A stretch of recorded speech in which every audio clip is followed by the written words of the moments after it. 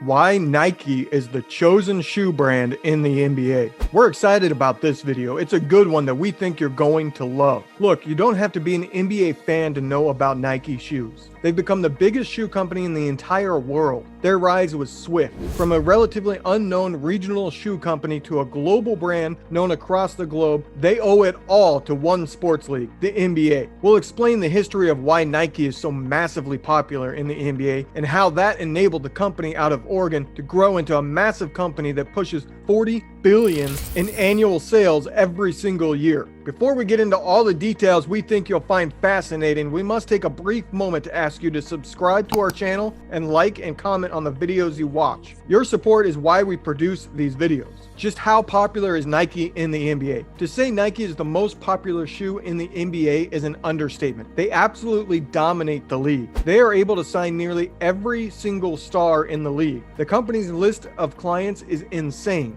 LeBron James, Giannis Antetokounmpo, Russell Westbrook, Kevin Durant, just to name a few, are all signed with Nike. In fact, nearly every single MVP for the past 20 years has been a Nike client. It's crazy. ESPN and others have tried to quantify just how many players wear Nike shoes in one form or another while playing. Get this, it's estimated that around 70% of players wear Nikes while playing. This includes players who don't even have a Nike endorsement deal. Top new players like Zion Williamson and Ja Morant both signed with Nike when they joined the NBA. Nike's reign isn't ending anytime soon. But how did they come to reign anyways? A big gamble changes history. Nike's rise is tied to one big gamble that not only paid off for them, but its success is directly linked to the shoe brand's popularity in the NBA. They paid what was then crazy money to sign a player just coming into the NBA and would become the most popular player of all time. This is, of course, Michael Jordan.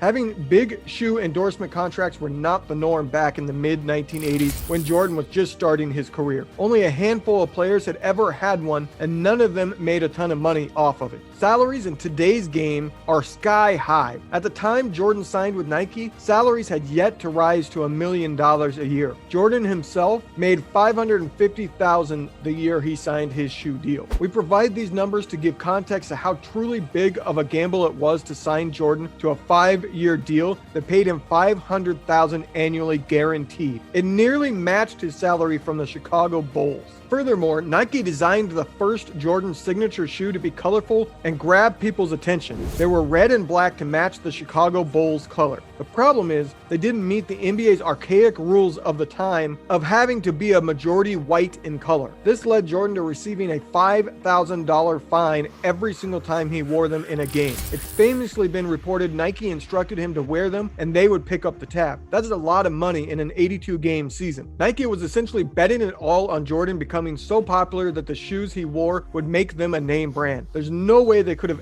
ever thought this one gamble would lead them to becoming the largest athletic apparel company in the world. We now know that Nike had a sales goal of $3 million in 3 years for the first pair of Jordan shoes. The actual results will blow your mind. No one could have ever guessed how insanely popular the shoes would become in such a short amount of time. They made more than 40 times the goal Nike set for the first 3 years in just 1 year of sales. The first Jordan shoe made $126 million in its first year. This is the mid-1980s. That's absolutely nuts. Putting the money to good use. Thanks to its smashing success, every shoe company suddenly wanted to sign a big-name NBA player to an endorsement deal. No one could compete with the popularity of Jordan's Nikes, though. Jordan became the MVP of the league and became a worldwide icon during his career. He may be the most recognizable person in the world. Seriously. Jordan became the most sought-after person for commercials. He had dozens of commercials throughout his career, including most famously for Nike, Gatorade, and McDonald's.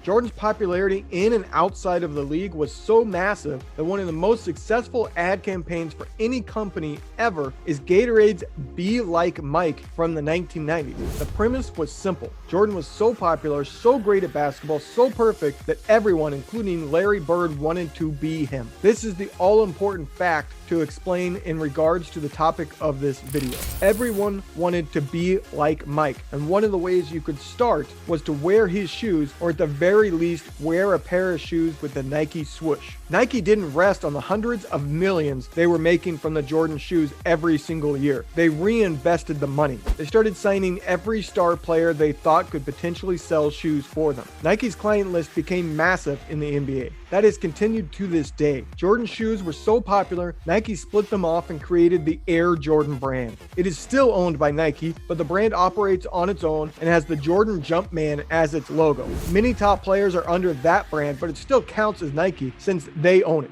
Jordan has been well compensated too. Forbes has reported that Jordan has made nearly $1.5 billion from his shoe deal with Nike. That means he's averaged nearly $50 million every single year in income from Nike since he signed with them in 1984. Averaged. There's no superlative big enough to express that correctly.